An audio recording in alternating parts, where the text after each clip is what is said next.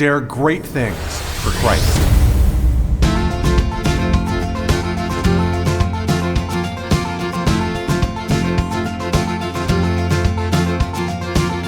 Christ calls us to dare great things. In the marketplace, as well as in the mission field, there has never been a time like the present for the spirit of the Catholic entrepreneur.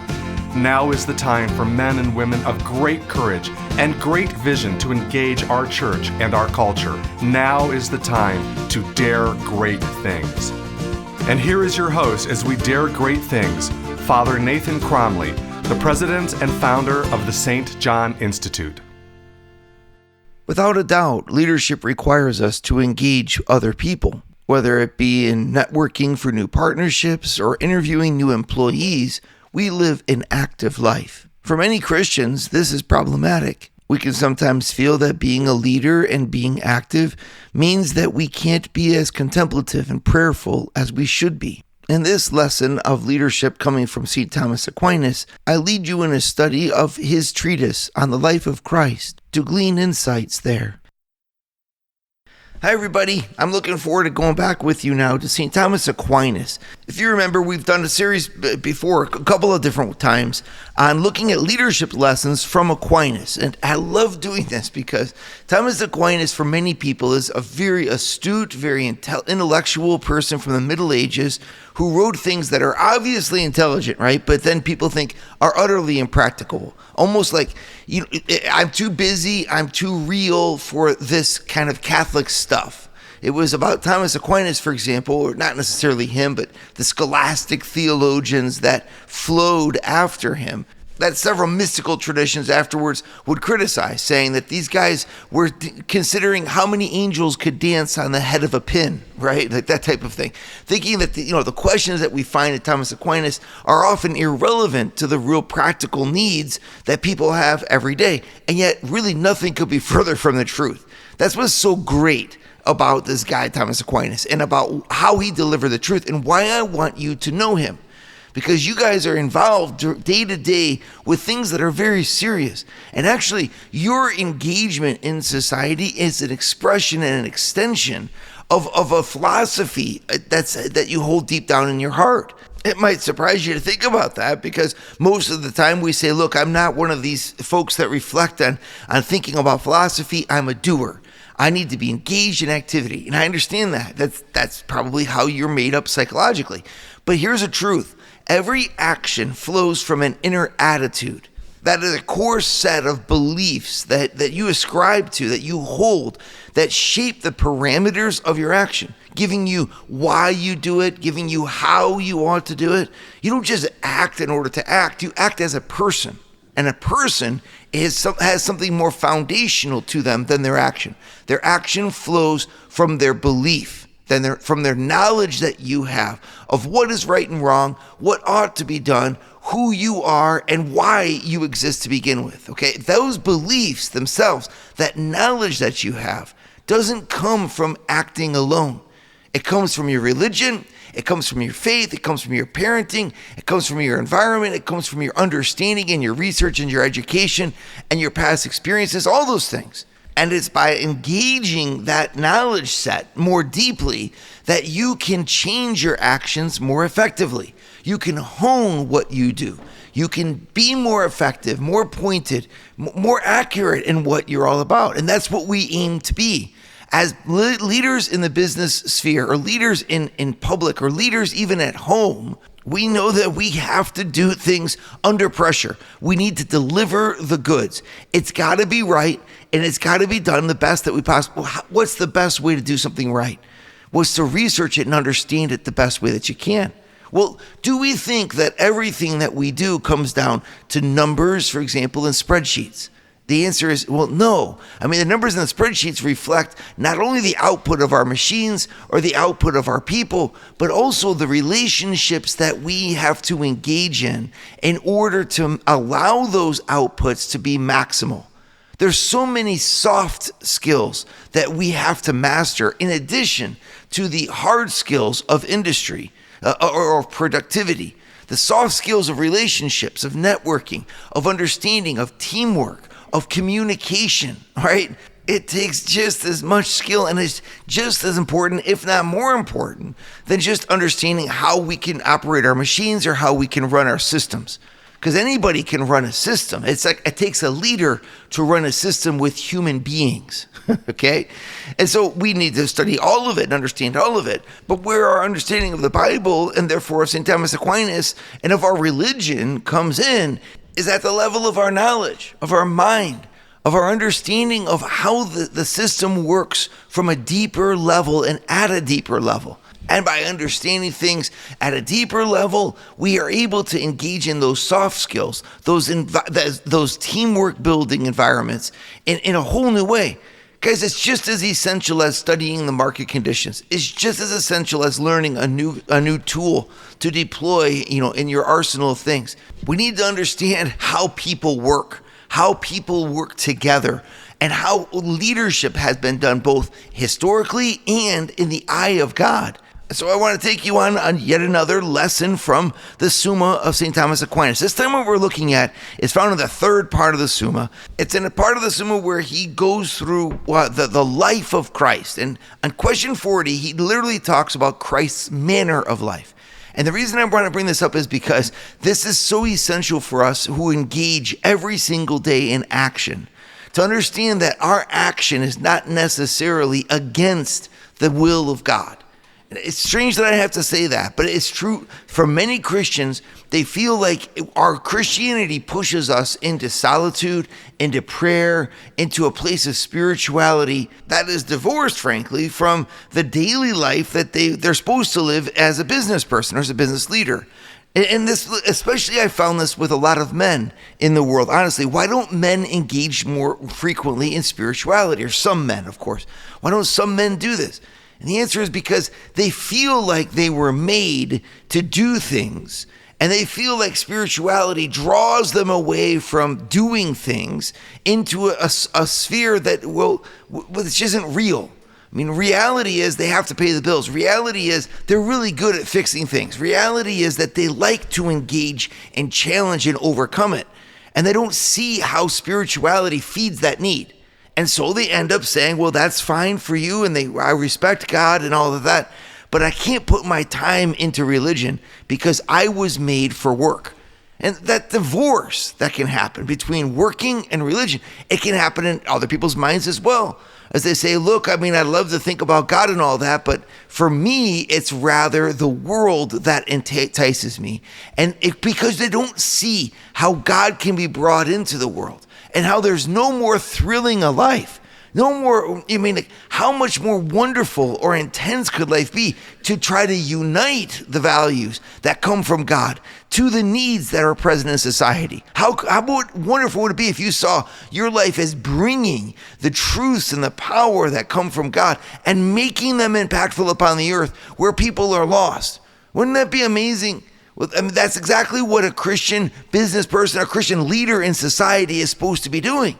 You're supposed to be living on the edge, right? That you're on the fine cutting edge of Christianity because you take the deep well springs that come from prayer and contemplation and knowledge of Christ, and then you pour that water over the face of the earth through your actions, your decisions, and the impactful lives you lead by leading your business or by managing a team or by making sales or whatever you do in your professional life. We're supposed to, in other words, be combining both of them. And that frankly makes a lot of people feel kind of guilty because they think they don't understand that the two are united. This is where Thomas Aquinas gives us this wonderful article. It's just 4 questions in the Summa, which is, I'll talk about that down the road, but what it basically means is Aquinas is studying the Bible and he's asking the question, how did Jesus live practically? What did his life look like in terms of his lifestyle? What was the lifestyle of Christ? And what he says will surprise most of you. Would you like to hear more from Father Nathan? Join the St. John Leadership Network and receive a 2-minute glance at the gospel every Sunday morning right to your phone. To learn more, go to www.stjohnleadershipnetwork.org/member and join for free today. It'd be really interesting for me to take a poll from all of you and ask you, how you see how the lifestyle of Christ, how you would describe Jesus's way of living while upon the earth. And I think most of you would say things like he was poor, he was a simple peasant, or many people would say, he prayed and lived as the Son of God, and then he did some miracles and then he died, because honestly, most of you don't read your Bible. And I'd say that to kind of encourage you with my gentle fatherly encouragement here, that you need to read your scriptures. Remember what St. Jerome said. He said, ignorance of the Bible is ignorance of Christ. And we can't afford to be ignorant on the life of Christ. Because when you actually read the Bible, the most amazing stuff comes out of it. Here's an example. He was God. Okay, so Jesus being God means what? He's absolutely perfect. And being absolutely perfect means what? It means he doesn't need anything. So you would think if Jesus was God and he was on the earth, that he would spend his time like literally just contemplating, living on top of a mountain, waving at little children, picking flowers from the hillside, and effectively doing nothing, right? You would not expect to find Jesus to be a worker, because God doesn't need to work. He can just make things out of nothing. I mean, if he was really God and he came to show us that he was really God, why would he act like other human beings? That's really the question. If he is God and wants to show us that he's God, why does he act just so humanly? Aquinas asks us that question. It's in Article 1 of question 40 of the third part of the Summa, right? But that's a great question. Why in the world? It could be because it's the same question a lot of you have. You would say, look, if I'm supposed to be all religious, then in my religiosity, I won't talk about work. And I won't try to bring work into my spirituality or my spirituality into work, right? I won't bring my faith. That's a spot where basically I put God on the side. I mean, God is just has nothing to do with this.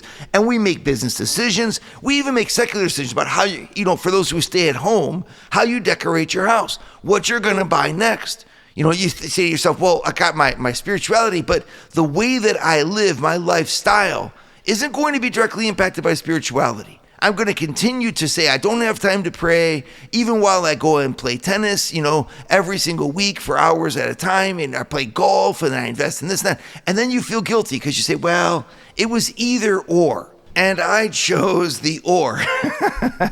Meaning, look, we have a lifestyle that we feel comfortable with, that we feel like we're supposed to lead.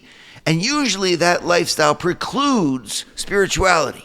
And I want to say it doesn't have to.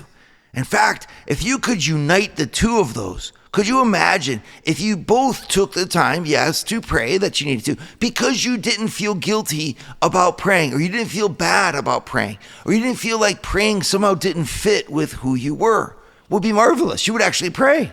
And if you actually prayed, then all the other things you do, from tennis to dining to whatever it might be, would be infused with a different spirit.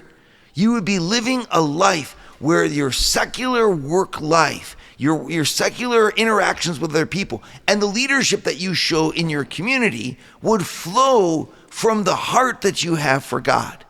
Well, that is just that kind of life that Jesus Christ came to give us. And so when he was on the earth, he did not live a solitary life. He did not live withdrawn from the human community. Instead, he engaged it. He engaged it as a citizen. He engaged it in the family. He engaged it as a member of his local town. He engaged it by speaking in the synagogues. He engaged it by working. I mean, he was a part of the fabric of our world. And Thomas Aquinas says, why was he a part of the fabric of the world? It would seem more fitting that God not be like that. It would seem more fitting that he would live totally a life that's one of just pure contemplation. Why? Because contemplation is superior. So why wouldn't he have just done that? Or he would have, instead of running away to be alone at times, he would have just stayed alone. I mean, if Christ is withdrawing to be with God in the deserted places, right? The mountain, or on boats, or in the deserts, where he would withdraw to be alone, as Scripture says, well, then why would he just stay there? I mean, if it's that great to be with God, then that's where we should all be. And yet Jesus knows that, in fact, that's not where we should all be. That he's calling people to engage with others in order to bring them into a knowledge of God. And that engagement with others is where he's placed you. And so you're in the heart. If you think about it, when you're running a business, for example, I mean, my goodness, you have such power. People look up to you, and they look to you for decisions, for interactions, for encouragement, that you can build them up, that you can show them a way, that you can unite a team. I mean, it's all up to you. And I get it, this is very hard. It's a very taxing thing to be a leader because you kind of feel like you wish it wasn't all up to you. And yet when you embrace that yoke of leadership and you put your shoulders to that plow, think about the impact you can make every single day. How many people in your workspace environment would long to have the power that you have to shape the way that the day flows and the things that happen, from school principals to school teachers? You know, the ability to shape that room that's in front of you. It's yours. And you get to therefore change in some small way the destination of history. It's no small thing to be engaged with the world. And Christ wants to show us, says Thomas, that this is in fact what God wants. And so he answers, well, listen, Christ's manner of life had to be in keeping with the end goal of the incarnation, by reason of which he came into the world to begin with. That's the key. He says, if he came in the world, as he says in John 18, to bear witness to the truth, as he says, well, then he needs to bear witness to the truth. So his lifestyle should flow from his life's purpose. He unites, in other words, the decisions Jesus makes every single day to be engaged, to walk, to journey, to preach, to live like other men live, working, being engaged in relationships with different folks. He does all of that because of the purpose that's at the heart of his mission. And this is a great thing for each one of us. Remember what the purpose of your leadership is. In the thought of God, in the eyes of God, in the hand of God, he's made you to serve him by ordering the things of this world up in a way that allows his grace to perfect them. What this means is that most of you spend most of your time disposing the world, preparing the world for God. And so it can seem like it's far removed, but in fact, it's very immediate. I just got a whole set of tables delivered at the St. John Institute from our friends at Archbold Furniture. What an amazing place. And they gave us these tables so that we could do our ministry. And now when you come to St. John Institute, you're going to sit at these gorgeous wooden tables and have great conversations and engage with the Word of God. And it's why? Because people sat there in a manufacturing plant and made great products. Well, without those products, you see, you couldn't have the same experience, the same kind of engagement that we can with them, which means that, furniture manufacturers make the world better. They dispose it. So too does honest banking. Can you imagine if you didn't trust your real estate broker? It'd be a terrible thing. Real estate brokers help the world by disposing it because they know that their skill set and how God made them to be was to deliver that good. Well, this is nothing you should be ashamed of. On the contrary, this is an incredible blessing because you serve God by disposing the world for him to use it, for him to grace it thereby. And Jesus comes into the world showing that that's okay. Because he's like, look, I came into the world to bear witness to the truth, and you can't bear witness to the truth by being alone. You got to stand in front of others. You got to go towards the need. Don't be afraid to go towards the need with your leadership. That's why Christ made you who you are. Would you like to start your Thursday mornings with a scriptural leadership lesson? Join the St. John Leadership Network, where Father Nathan hosts a 30-minute call at 6:30 a.m. in all 4 U.S. time zones. To learn more, go to www.stjohnleadershipnetwork.org/member and join for free today. So in St. Thomas Aquinas' thought about the life of Christ that we find in the Bible, he really engages us to be challenged here. For him, he's like, look, remember that Jesus' lifestyle flows from his mission. Okay, that's essential.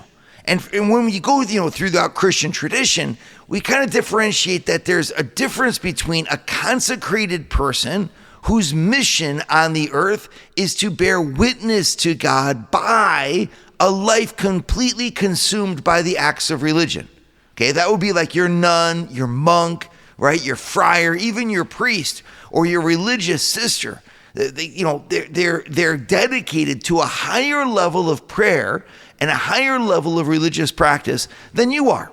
And thanks be to God for that, right? We're all inspired by their example because they say, look, we live a lifestyle that's consecrated because the mission of our life from God was to give him back everything that he gave us, with everything that we've got. We respect that. We love that. But there's another lifestyle, the lifestyle you're called to live, the lay life, which is a lifestyle of engagement. Because the reason God put you onto the world was to bear witness to him before men by being involved in the society of the human person, by belonging to this world, not being consecrated to him overtly on the outside, but being consecrated to him on the inside so as to be able to transform your outside in the light of that consecration. In other words, you belong to the ways of this world so as to save this world. And when the church does this, is that you're an extension of how Jesus himself chose to live. Here's Aquinas, for example. He says, Jesus came in order to free men from sin. As it says in 1 Timothy 1:15, Christ came into this world to save sinners.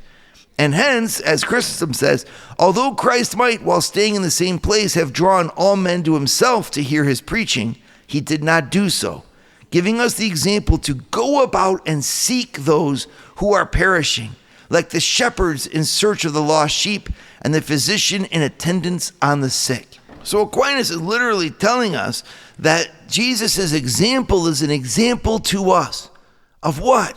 To go towards the need. And this is such an important thing for you to hear this day. When we go into our workplaces, we're going to encounter people who are in need. They're in need of affirmation. They're in need of guidance. They're in need of decision making.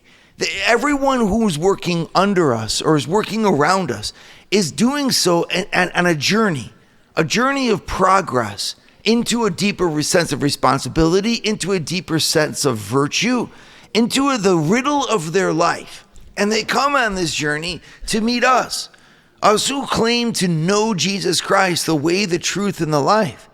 What an opportunity. Where else would you meet them? In my work with the St. John Leadership Network that I do, we go into companies. And I'm always touched when I get a chance to address all of the employees of a manufacturing company, right, for example, that they'll come to me afterwards, people that no longer go to church or haven't been in church in years, and they'll come up to me asking how to get more involved again in the church or how to find God. I've actually had people stop me and say, Father, how do you find God? It's the most amazing thing because I've gone after them in the workplace. I find that they're waiting there for a man of God to come to speak to them. And then I brought them back into various churches or I've helped them to pray or help them through their life. I found the lost sheep at work.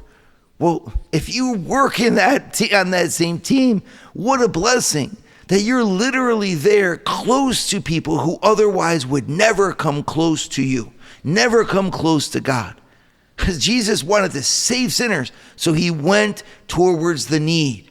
And he's asked us and given us this ability in our businesses to constantly have that same attitude. Go towards the need. How can you make the people around you better? How can you help them? How can you be their servant? Because it's a privilege to be in their midst. There are so many nuns and monks out there who would just love to sit down and be able to encounter, but they're not there. You're there, and you're there for a reason. Just like Jesus went into the world to save sinners, and so he went into the world, he says that we should do the same. And so I think we should be even more assertive about this. There's, more assertive about our memberships in the country club if we're there. Well, we're there for a reason. We're there to meet the wait staff. We're there to encourage the managers. We're there to participate with the other fellow members of our society. That's why we're there at the country club, in order to belong to this small group of people that we can sanctify. And that's if you're in the country club. Other people aren't in the country club, but they're in the mothers groups. They're in the PTA society. They're in the school classroom.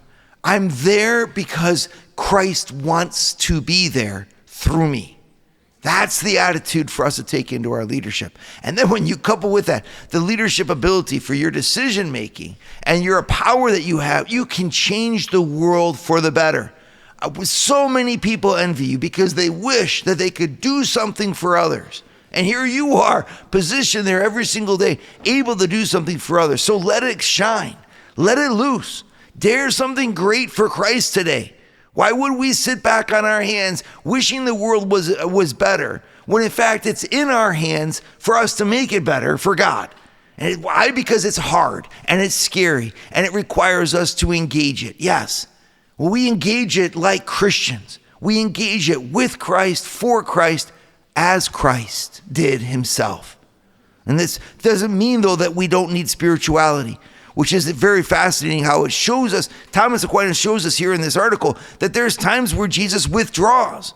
And he withdraws to show his disciples that we need to always have these times to pull back and rest and pray, both for our physicality, for prayer to God, and also because it's to free ourselves from the opinions of other people that constantly surround us. And so and he says Jesus did just that. So he's constantly, but it's like sharpening the blade so that we can go back in and saw even the tree down even more effectively, right? That sharpening the blade to go back, but it's for the sake of that mission, because God made you a mom to rear his saints into heaven. He made you a teacher to educate and instruct the ignorant in the ways of God. He made you a business person so that you could impact society with that company in a deep and abiding way. We have work to do, and we shouldn't be ashamed of it.